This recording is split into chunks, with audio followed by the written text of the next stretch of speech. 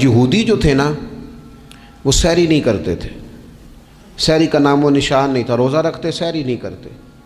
تو نبی پاک صلی اللہ تعالیٰ علیہ وسلم نے فرمایا ہمارے اور یہودیوں کے درمیان فرق ہی سحری کا ہے، اور نبی پاک صلی اللہ تعالیٰ علیہ وآلہ وسلم نے فرمایا سحری کھایا کرو، سحری کھانے میں برکت ہے۔ اور اگلی بات سننی ہے آپ نے تو خوش ہو جانا ہے، سحری کو معمولی نہ سمجھے، سحری کرنا عبادت ہے۔ ہاں آپ مت سمجھیں کہ میں روٹی کھا رہا ہوں، یہ تو میرے سامنے دہی رکھا ہوا ہے، یہ تو سالن رکھا ہوا ہے، یہ تو اچار رکھا ہے، تو چپاتیاں رکھی ہیں۔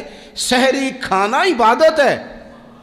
آپ صبح اٹھے، آپ کی تو روٹین ہی اور تھی، تو 7 بجے کھاتے تھے، 9 بجے کھاتے تھے۔ یہ جو آپ صبح کھا رہے ہیں اٹھ کے سحری میں، اپنی مرضی سے تھوڑی کھا رہے ہیں، یہ تو کسی کے کہنے سے کھا رہے ہیں، یہ تو کسی کے بٹھائے بیٹھے ہیں۔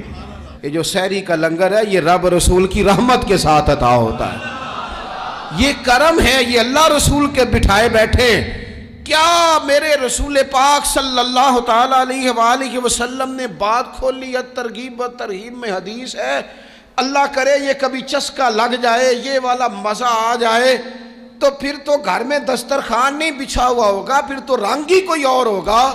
حضور فرماتے ہیں اللہ تعالیٰ اور اس کے فرشتے سحری کھانے والوں پر رحمتوں کا نزول فرماتے ہیں۔ کھائی روٹی جا رہی ہے، پکا ہوا کھانا ہے، لیکن حضور فرماتے ہیں رب بھی رحمتیں فرما رہا ہے، اور اللہ کے حکم سے فرشتے بھی رحمتوں کا نزول کر رہے ہیں۔